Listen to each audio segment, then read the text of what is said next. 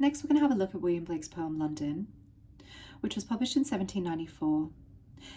Like Ozymandias, this is also a critique of King George III. However, unlike Ozymandias, this can be seen to be a direct criticism and is very different in tone. Because of the nature of the direct criticism, it can be seen as scathing and angry. This would be a great poem to compare with Ozymandias, as there is quite a lot of crossover. So we have London, and the first thing that you notice as you're reading through the poem is there's quite a personal perspective.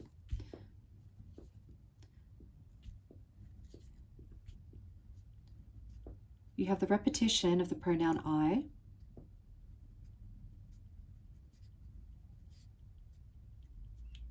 And we are essentially following the narrator as they travel through the streets of London. The poem is rich, full of the five senses.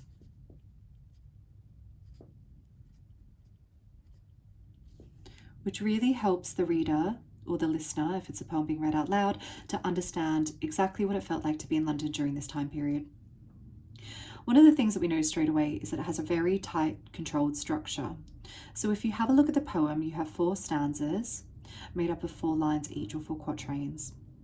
The rhyme scheme itself is also very tightly controlled. So A, B, C, D, C, D, E, F, G, H, G, H. So the tightly controlled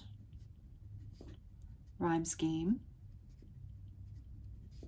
is really used to reflect the powerlessness that the people of London have. Even the poem itself feels constrained.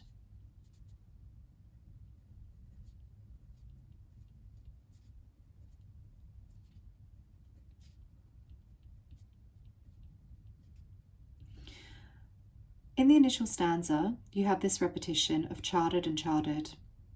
So not only do the streets feel controlled, even the Thames, so nature, also feels controlled.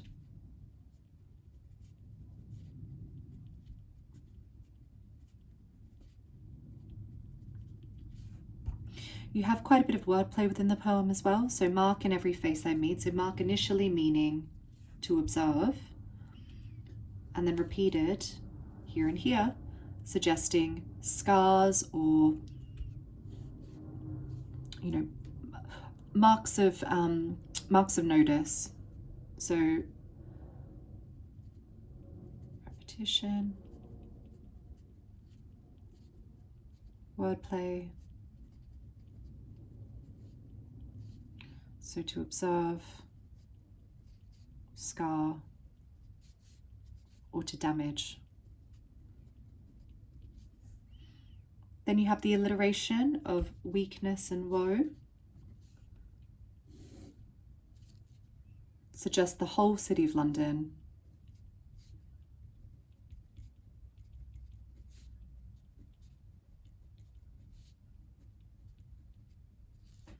Feels terrible. So at this point in time, Blake's really considering and presenting London as a horrible place to be.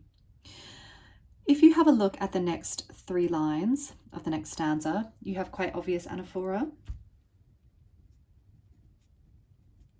So anaphora is where you have the start of each sentence repeating itself in every. And by doing that, he's even more further emphasizing the fact that the whole city looks and feels homogeneous. So not only do these people feel terrible, they're full of weakness, they're full of woe, but it trickles down to even the infants. So you have here man and infant, which creates this idea of a life cycle. Okay. This really interesting metaphor here, the mind-forged manacles, communicates a lot in terms of its symbolism. So manacles are going to be chains.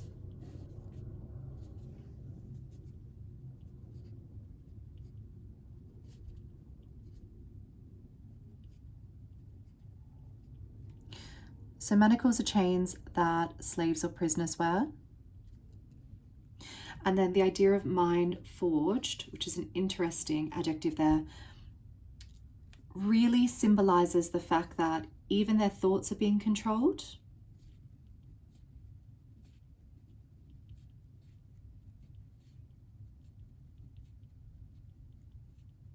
And therefore there's no reprieve from any of the power of the government here.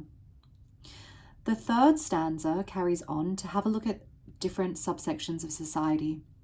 So you have the chimney sweepers, so the working class, who would have been living in a lot of poverty during this time, as this is the time period of the Industrial Revolution.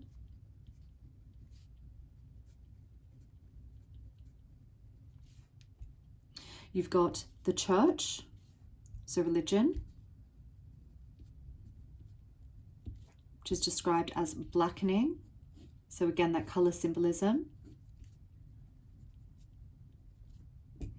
You've got soldiers, so you've got the army, the military.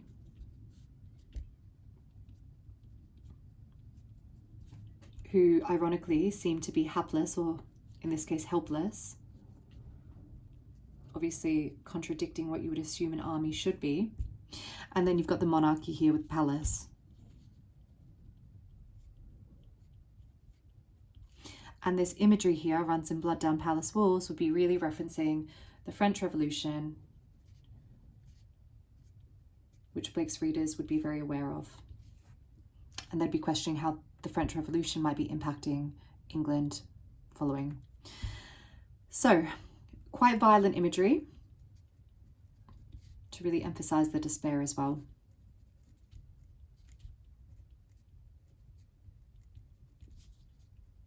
Makes for a very bleak poem.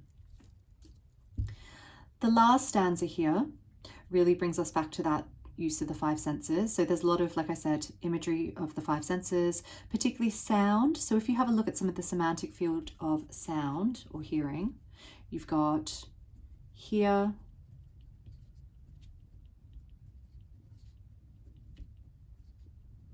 hearing or sound. You have crying, sighing, cursing, so to swear. Good, okay. So again, we have a look at the idea of the life cycle. So you've got the youthful harlot, so harlot being a prostitute, and the fact that they're youthful being even more shocking to the reader. You've got this idea of the newborn infant, so the idea that once a child is born, they're immediately full of sadness. Again, that sense of tearing up, which to us sounds damaging, destructive. Again, this metaphor to blast. And another metaphor here, blights with plagues the marriage hearse, so the idea of disease. Almost like the city itself is cursed. So the poem here ends on a very interesting image. So two contrasting things here. A marriage hearse. So terms of the symbolism, marriage is obviously the idea of a union, coming together, joyous. But here, even something as wonderful as a marriage soon becomes a hearse. So the hearse is a funeral car. So the concept of as soon as the wedding car drives off, it becomes a funeral car. So even something joyous in this city becomes something terrible immediately. So overall, the poem can be seen as a direct criticism of King George III. It's full of anger. It's full of spite. You can really feel how visceral this poem is. And it does make quite a lot of impact. It can be compared really well to Ozymandias if you're looking at the power of humans. My Last Duchess, that concept of, someone ruling over someone else and really constraining them. If you're looking at tone as well, this poem can be really well suited for comparison against Checking Out My History. So overall, yeah, a really, really interesting poem. So hopefully that helps, and I will have a look at some of my other poems and post more of these videos. And if you do find this helpful, please give this a thumbs up. Thank you.